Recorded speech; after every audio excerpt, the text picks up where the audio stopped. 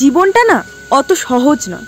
যেটা চাই না সেটা না জানতেই হয়ে যায়, আর যেটা চাই, যেটার জন্য প্রত্যেকটা ক্ষণ প্রত্যেকটা সময় অপেক্ষা করি, সেটা হয়তো হয়ই না, আর হয়তো হবেও না।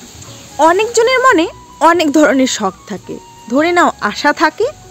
দেখবা যখন যেই জিনিসটা তোমার দরকার হবে তখন কিন্তু সেই জিনিসটা তোমার কাছেও থাকে না। অথচ দেখো যেই জিনিসটা যখন তোমাকে দরকারই হবে না, ধরো ওই জিনিসটা তখন আর তোমার দরকার নেই, কিন্তু তখন সেই জিনিসটা তোমার হাতের কাছে থাকে। এটাই হচ্ছে মধ্যবিত্ত ফ্যামিলিদের জীবন।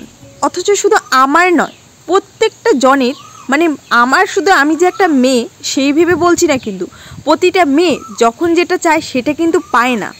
সেই আশাটা হয়তো থেকে যায়, কিন্তু সেই আশাটার যখন জিনিসটা থাকে সেটার হয়তো আর কোনো দরকার নেই, তখন সেই জিনিসটার আশা পূর্ণ হয়। তখন নিজেকে এটাই সান্ত্বনা দিই যে সবসময় সব জিনিস যে পাবো সেটা তো বড় কথা নয়।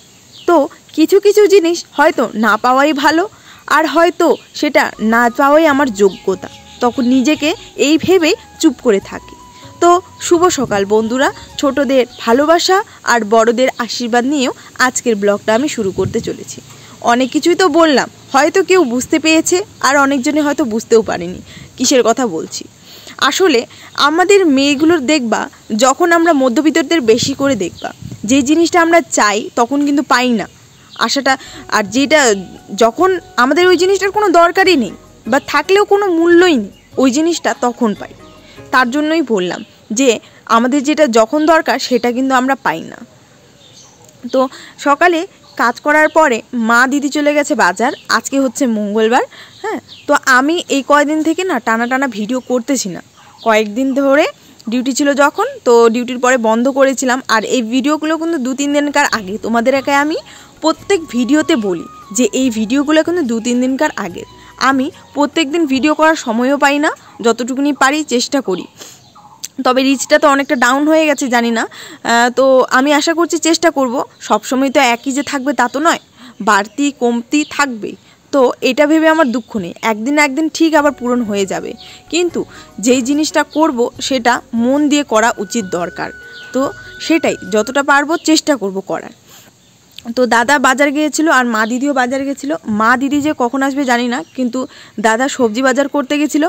আমাদের সপ্তাহে কিন্তু একদিনই বাজার হয়, সেই বাজার দিয়ে মানে সারা সপ্তাহ চলে। আর মাঝে যদি শেষ হয়ে যায় তখন বাজার করি, কিন্তু বেশিরভাগে সপ্তাহে বাজার করি। তো এটা দিয়ে আমাদের সুবিধা হয়। তো আজকে এনেছিল করলা, বেগুন, ভেন্ডি আর কি যেন বলে ওটা, শশা, লাউ এনেছিল। লাউ খাওয়া তো এখন ভালো, জানো তো, যা গরম পড়েছে, হ্যাঁ। আর মাছ এনেছিল বাজার থেকে। তো এই মাছটার আমি নাম জানি না, এটা মার খুব পছন্দের একটা মাছ। তো মাকে তো বড় মাছ খাওয়া যায় না, বেশিরভাগ দাদা ছোটো মাছ, মানে ছোটো মাছগুলো আনে, যেগুলো তেলযুক্ত মাছ ওগুলো খেতে দেয় না, আর যেগুলো ভারী মাছ। তো এই মাছটা এনেছিল।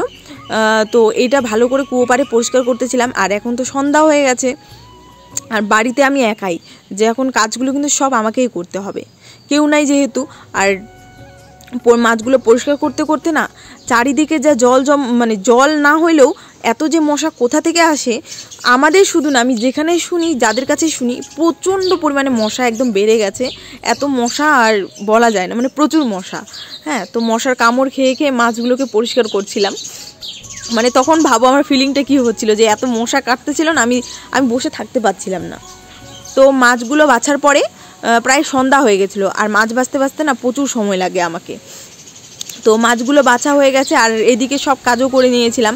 আর যেগুলো কাজ ছিল বাড়ির, জল টল ভরে টোরে এগুলো আবার মানে সব মাছগুলো ধুয়ে জল টল ভরে ধুয়ে আমি পুজো দিতে চলে গেছিলাম, সন্ধ্যা দিতে।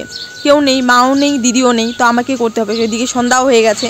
তো স্নান করে মাছগুলো ধুয়ে স্নান করে পুজো দিতে চলে এলাম সন্ধ্যা। তো ওরা যে কখন আসবে সেটা জানি না। তো যাই হোক, সন্ধ্যাটা দিই। আজকে আর বেশি ব্লগটা বড় করিনি। আমি হয়তো তোমাদের কাছে আমি সব কথা খুলে বলতে পারি না, যতটা চেষ্টা করি খুলে বলতে, কিন্তু কিছু কিছু কথা আমি নিজের মধ্যেই রাখি। তো চলো, আজকে আমার পুজোও দেওয়া হলো, তোমাদের সঙ্গে আমার কথা বলাও হয়ে গেল। তো টাটা, কালকে আসবো আর একটা নতুন ব্লগ ভিডিও নিয়ে। আজকের জন্য টাটা, বাই বাই। এখন রান্না বান্না করবো।